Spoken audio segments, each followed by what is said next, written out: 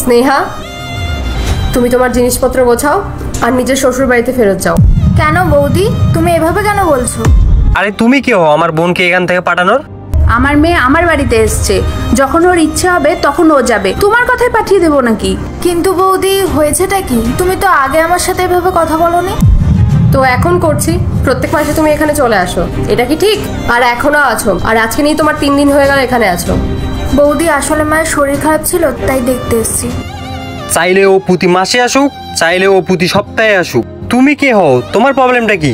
কোনো ব্যাপার না দা, যদি বৌদির পছন্দ না হয় আমি আসবো না। 1 বছর 6 মাসে একবার আসবো। তাতে কোনো ভাই বোন মা মেয়ে না দেখা করে কি করে 6 মাস 1 বছর কাটিয়ে দিতে পারে? যেভাবে বৌদি থাকছে। এর মানে? রাহুল, স্নেহা এসেছে তো, তাই আমি ভাবলাম 2-3 দিনের জন্য বাড়ি থেকে ঘুরে আসি। আর এমনি তো মায়ের শরীরটা খুবই খারাপ, মায়ের সাথেও দেখা হয়ে যাবে। কিছুদিন আগেই তো গেছিলে, এখন আবার? কিছুদিন? 7 মাসকে তুমি কিছুদিন বলছো?